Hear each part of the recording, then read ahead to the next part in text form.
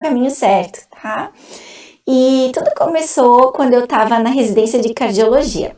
Eu estava no último ano de residência, quando eu engravidei do meu primeiro filho.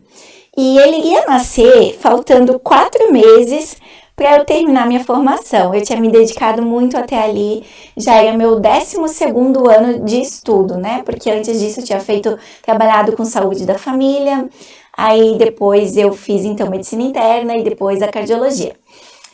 E eu me descobri grávida na residência e não ia dar tempo de terminar, e era uma carga muito grande de trabalho. Além da residência, eu trabalhava com pesquisa clínica na área de cardiologia e de clínica médica, e fazia plantões em emergência e em pronto atendimento também de um outro hospital, e eu vivia para trabalhar, eu e meu esposo. Meu esposo na época era residente de neurocirurgia. E quando descobri que estava grávida, eu fiquei muito angustiada, mas conversei com o meu chefe, ele me apoiou, o doutor Iselso, ele foi super amoroso, assim, né? Ele me tratou super bem, eu achei que ia ter um preconceito ali, a residente tá grávida, vai usar isso como desculpa para não trabalhar. Enfim, passei a gravidez inteira sem me preparar para a chegada do bebê. Tudo que eu fazia era, eu preciso cumprir a carga horária o quanto antes, para depois que o meu bebê nascer, eu não ter esse tanto de plantões e eu conseguir ficar só meio período. Então, todos os estágios que eram de manhã e de tarde, alguma coisa de noite, tudo eu adiantei, com a ajuda do Dr. Iselso. Eu adiantei tudo e consegui, então, passar a gravidez inteira trabalhando mais enlouquecidamente do que antes. Então, andava aquele barrigão enorme, dando plantão de noite. E, gente, o Luca, ele não dormia de noite, já dentro da barriga. Era uma coisa muito incrível, assim. Ele dava plantão comigo e era aquele tuntar na barriga o dia inteiro. E era manobra para poder manejar os pacientes ali com aquele barrigão e conseguir levar a residência. Mas eu não tive tempo de me preparar na minha gravidez para aquilo que estaria por vir. Então, eu achava que, como eu já passava privação de sono por causa do trabalho, eu iria conseguir passar muito bem a privação de sono do meu bebê. Acontece que a privação de sono, neste caso, quando somos mães, não existe passar plantão. Quando eu dava plantão na residência médica, eu sempre tinha o pós-plantão. Então, naquele outro dia de manhã, a gente depois do meio-dia, né, não trabalhava e podia descansar. Mas quando você tem um bebê, se você não dormiu à noite, no outro dia você ainda tem que cuidar daquele bebê. E eu achava que eu ia lidar muito bem com aquilo. Eu tinha vários planos, eu comprei a melhor bomba de amamentação, porque assim que meu bebê nascesse, a ideia era que eu tirasse o leite, o meu marido ia me ajudar de noite, o meu filho ia pegar a mamadeira, eu tinha tudo planejado, ele ia chupar bico. E aí de manhã eu ia dormir mais um pouco, porque o Eduardo ia dar a mamadeira para ele. Tava tudo na minha cabeça, vai dar tudo certo. Só que eu fiz um plano, Deus fez outro. Nós morávamos numa cidade em Passo Fundo, longe da nossa família pelo lado do meu marido e da nossa família pelo meu lado, né, dos meus pais. Bem mais longe dos meus pais, inclusive. E eu não tinha ninguém lá, apenas as minhas amigas, né, que com certeza foram muito presentes, principalmente a doutora Danusa. E não querendo desmerecer nenhuma outra, mas ela esteve lá no nascimento do meu filho, quando ele foi apresentado na igreja. Enfim, meu filho nasceu e já no primeiro dia a obstetra falou assim pra mim, no segundo dia: meu Deus, essa criança tá sempre acordada. E realmente, eu sempre digo, ela teve uma premonição. Ela olhou pra ele, ela rotulou e ele realmente era aquilo, ele não dormia. Então eu fui para casa com aquela criança, achando que eu tava abalando, eu era médica, com certeza eu ia saber lidar. Trocar fralda era tranquilo, dar banho era tranquilo, essas coisas não me causavam medo. E, inclusive a amamentação, eu já tinha uma consultora de amamentação que eu contratei antes por indicação da doutora Monique, que foi minha pediatra maravilhosa e que estava lá na sala de parto, a doutora Monique, a consultora de amamentação. Então o Luca, ele tinha a linguinha presa, então ele já fez o procedimento cirúrgico lá no hospital antes da alta e fui muito bem, assim, eu tive um suporte excelente. Porém, cheguei em casa e era eu e Deus, né? Eu, Deus e meu marido, que tirou uns dias de férias. Nas primeiras semanas, ali, primeira e segunda semana, como todo recém-nascido, ele dormia bastante, principalmente de dia. Ninguém conseguia acordar ele. E daí, de noite, era aquele drama do troca o dia pela noite. mas o meu esposo estava ali, a gente conseguia se revezar e descansar. E chegou um momento em que ele se tornou extremamente desperto, quando começou a fase da cólica. Então, até 6 semanas, o meu filho não dormia. A gente gastou todas as nossas economias, assim, em impulso. Eu procurava na internet, agora essa cadeirinha aqui vai me ajudar. Então, o meu marido, a gente nem pensava, assim, a gente já não raciocinava mais. Eu lembro que a gente descobriu o Mamaru, aquele For Moms, que é aquela cadeirinha de balanço, num dia, assim, em 2 segundos, meu marido embalando o bebê com o pé, assim, deitado no chão, assim, aquele quadro da dor, ele falou, compra. Apertou o botão lá, comprou, foi o dinheiro todo do mês isso deve resolver a nossa situação. E nem com a dita da cadeira que imitava balanço de carro, balanço de avião, balanço disso, balanço daquilo, o bebê não dormia. E falando assim, parece engraçado, mas seria cômico se não fosse trágico.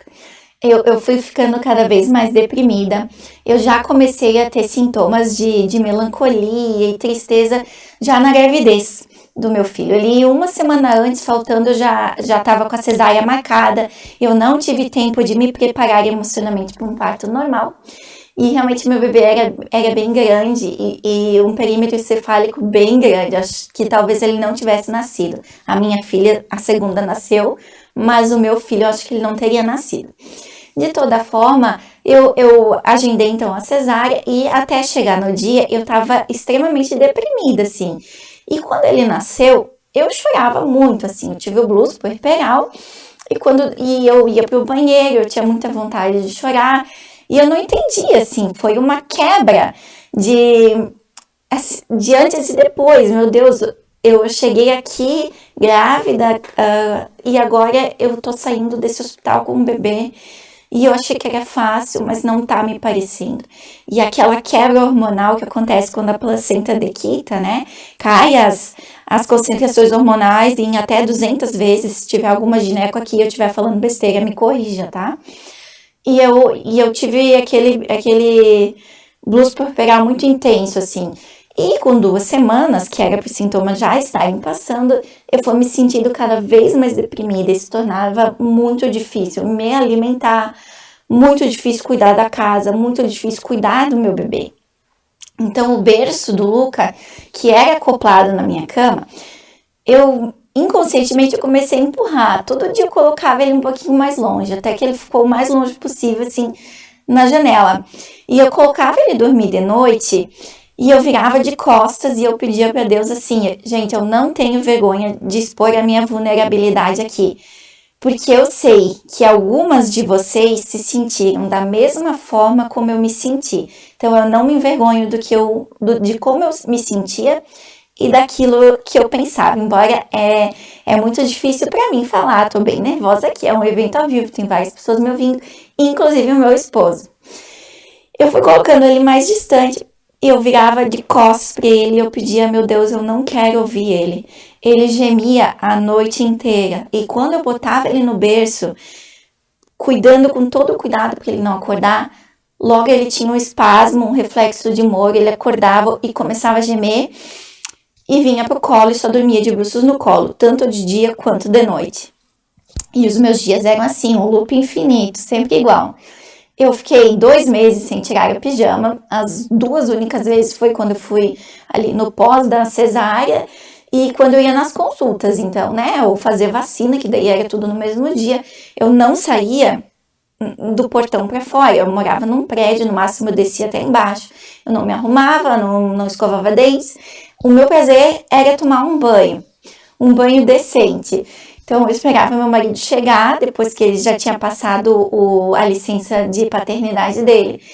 E aquele prazer de tomar o banho, tirar as conchas de leite, para mim era uma situação assim que eu me sentia mal, porque eu tava sempre vazada, me sentindo sempre assim, suja e mal arrumada, não penteava cabelo, não tirava as olheiras que estavam assim, trash. O máximo que eu dormi naqueles 2 meses era 2 horas seguidas. Colocava meu bebê no berço, eu implorava para Deus para ele dormir, ele estava acordado de novo. Eu sempre digo, eu nunca sabia se ele estava mamando de novo ou ainda. Tinha um relógio de luz vermelha bem na minha frente E eu olhava pro relógio, era 1 hora, ele tava no peito. Eu olhava pro relógio, era 3 horas, ele tava no peito. Por 2 vezes ele quase caiu e o meu marido segurou, porque eu abri o braço e o meu marido na hora, assim, pegou, ele teria caído, porque eu não dormia do lado da parede. Não consegui fazer cama compartilhada, ele não dormia, eu não dormia. E realmente, foi assim, de tirar completamente a minha sanidade mental. Então, eu cheguei um dia e falei pro meu marido, olha, ele chegou em casa e eu falei, olha, eu acho que você não vai aguentar essa situação. Então, se a gente se separar, eu quero que você fique com a guarda. E graças a Deus ele começou a rir. Ele falou, mulher, tu tá ficando louca? Como assim eu ficar com a guarda ou a gente se separar? Eu falei, não, é muito difícil essa situação. Você não vai aguentar. Eu tô muito chata, eu não tô me aguentando. Então, mas assim, ó, se você for embora, daí você fica com a guarda. Eu já não sabia mais o que eu falava. Era uma situação degradante mesmo. E eu e meu marido, a gente tinha muito medo, assim, de começar um tratamento pra mim e que aquilo fosse afetar no leite. Enfim. Dito isso, teve um dia que o meu marido foi viajar. Ele ia dar 60 horas de plantão. E eu ia ficar sozinha, sem ajuda de ninguém. Quando ele saiu da porta, eu já senti aquele gelo. Eu pensei, meu Deus, se eu só tomo banho quando ele tá em casa, o que vai ser de mim? Meu marido saiu da porta e eu já comecei a chorar. O que eu vou fazer com essa criança agora que não dorme, que não me deixa comer, que não me deixa fazer nada? Então vejam aonde eu cheguei, né? Uma mãe que devia estar completamente ligada ao bebê. Eu tive 2 puerpéres completamente diferentes, o do Luke e o da Bella. Então eu vejo o quão bom poderia ter sido e o quão doloroso foi. E hoje, meninas e papais, eu agradeço a Deus por tudo aquilo que eu passei de difícil, porque foi isso que me trouxe até aqui. E é isso que faz com que eu entenda aquilo que vocês me falam quando vocês me dizem que pensam em suicídio, que pensam em se divorciar, que o marido não vai aguentar. Eu vivi todas essas coisas, então eu realmente, quando eu digo pra vocês que eu entendo porque eu senti na minha pele isso. E é por isso que eu tô aqui, é por isso que eu não atuo mais como cardiologista, porque eu encontrei um propósito na dor. Porque Deus transformou algo ruim em bom. E naquele dia que meu marido saiu, eu até dei conta. Mas no segundo dia, naquela noite, meu filho não dormiu. E no segundo dia, eu não consegui almoçar, eu não consegui tirar o pijama, eu não consegui ir ao banheiro de manhã cedo, eu não consegui fazer absolutamente nada. Ele mamou o dia inteiro e ele chorou o dia inteiro. Ele estava no pico da cólica ali, com 6 semanas, um pouquinho mais adiante. E eu tava em pleno desespero, assim, em pleno desespero. Eu tava morrendo de fome, amamentando de hora em hora, passei o dia tomando água. Eu já tinha perdido quase 12 quilos até então. Tinha perdido mais do que eu havia ganho na gestação. Não tinha roupa que me servia. E não se preocupem, na pandemia eu recuperei tudo isso e um pouco mais, tá? Que eu tô pesando mais do que quando eu ganhei a Bella. E daí, eu naquele dia liguei pro iFood e pedi um lanche, um x-salada pra você, eu vou comer. E o guri gritava o dia inteiro, eu pensei, como é que eu vou descer e deixar essa criança? Não, vou ter que levar. Botei no canguru, desci, peguei meu lanche, voltei. E ele não me deixava sentar, ele queria que eu caminhasse. Só que enquanto eu caminhava, ele gritava também. Então eu comia o meu lanche, peguei um pão, daí depois o alface, depois o hambúrguer, porque não consegui pegar inteiro, a cabecinha ficava aqui, e andava. Meu apartamento era muito pequeno, minúsculo. E eu andava de um lado pro outro, assim, dentro de casa, correndo na intensidade do choro e comendo. E eu me afoguei uma hora. E eu pensei, pronto, eu vou morrer aqui. O meu marido não tá, a porta tá trancada. Então, na hora eu corri, afogada ali, abri a porta. Só por Deus me desafoguei. Consegui terminar o meu lanche ali, terminei, engoli, tomei um monte de água. Fui pro banho, botei ele no bebê conforto, ele gritava. Tomei meu banho com ele gritando, saí, botei o canguru nua ali. E sentei assim no sofá e olhei para minha cachorra. A minha cachorra deitou no chão, se jogou com as patas de lado e ela começou a chorar, gente. Naquele momento que eu via minha cachorra chorando e que eu via que ela tava absorvendo toda aquela situação, eu não tinha olhado para ela nenhuma vez, não tinha dado comida para ela, eu me escorreguei ali com ele no canguru, sem me vestir, no chão, e chorei, e chorei, e chorei. E eu pensei, meu Deus, essa situação não pode mais continuar dessa maneira. Eu liguei pro meu esposo, ele estava de plantão, ele não podia vir me acolher, era uns 200 quilômetros assim de distância, não lembro exatamente, mas dava bastante horas. E eu simplesmente falei para ele, não dá, essa criança não dorme, eu não sei mais o que fazer, eu vou enlouquecer, ou eu começo a tratar, ou eu faço alguma coisa, não dá mais para ficar assim. E daí ele falou, agora chega, eu vou terminar o meu plantão, eu vou voltar na segunda-feira e a gente vai resolver essa situação. Você tem o número da fulana de tal, era o único número de babá que a gente tinha recebido, não conhecia a pessoa, você vai ligar para ela. E a partir daquela ligação a gente tomou 3 decisões. Foram 3 decisões que simultâneas, elas mudaram a minha vida. Eu iria contratar uma pessoa para poder voltar para a residência e terminar, porque como o meu bebê era muito pequeno, não tinha creche que recebesse a criança. Então, ao invés de contratar, quando ele estivesse com 3, 4 meses, eu ia contratar ali, que ele estava fazendo, acho que 2 meses. Para ficar 4 horas por dia comigo, para eu ensinar ele a poder dormir. A outra decisão que nós tomamos é que eu iria começar o tratamento. O meu marido era neuro, né? Ele já era residente, enfim, eu realmente, não é que me automediquei, o meu marido sabia o que estava fazendo, a gente tinha um pouco de receio, mas não tinha como esperar uma consulta dali 2, 3 semanas, eu realmente estava numa urgência, né? Por risco meu e do meu bebê. A gente precisava melhorar aquela situação. E a terceira situação, a decisão que a gente tomou, era que o meu bebê teria que aprender a adormecer sozinho. Ou pelo menos fazer descansos no berço, para eu poder tomar banho, comer e escovar meus dentes. Naquela situação, era só isso que eu queria, tomar banho, comer e escovar os dentes. Nada mais, eu não queria passear, não queria fazer cabelo, fazer unha, ir em academia, ter um tempo para sair com as amigas, nada. Era só isso, esse era o luxo que eu queria. E eu estava lendo muito. No primeiro mês de vida do meu filho, eu li 8 livros sobre sono. Um deles eu li 2 vezes.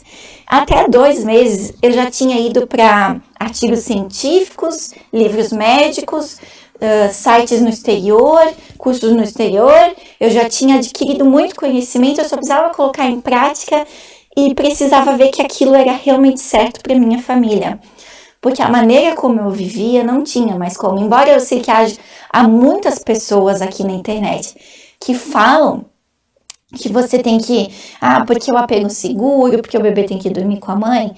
Naquele momento, o mais saudável para o meu filho, conversando com a pediatra, conversando com o meu esposo e até com a minha obstetra, era que o meu filho deveria ir para o quarto dele e que ele deveria aprender a adormecer sozinho.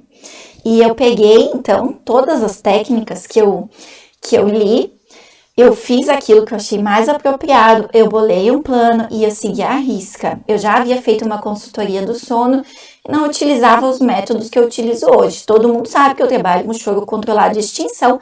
Na verdade, o meu método é digamos assim, um compilado disso e eu adaptei, né? Porque eu fiz uma sequência, que é a sequência que eu ensino no meu curso, que não envolve só o método em si, mas desde a criação de rotina, o método do desmame e é toda uma sequência, né?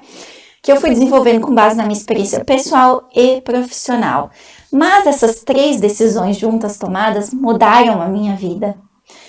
A ponto de que eu me apaixonei completamente pelo meu bebê, porque ele descansava e eu também. Rapidamente após aplicar o treino de sono, meu bebê passou a mamar 2 vezes. Lembre que ele tinha 2 meses e meio para 3 quando eu apliquei.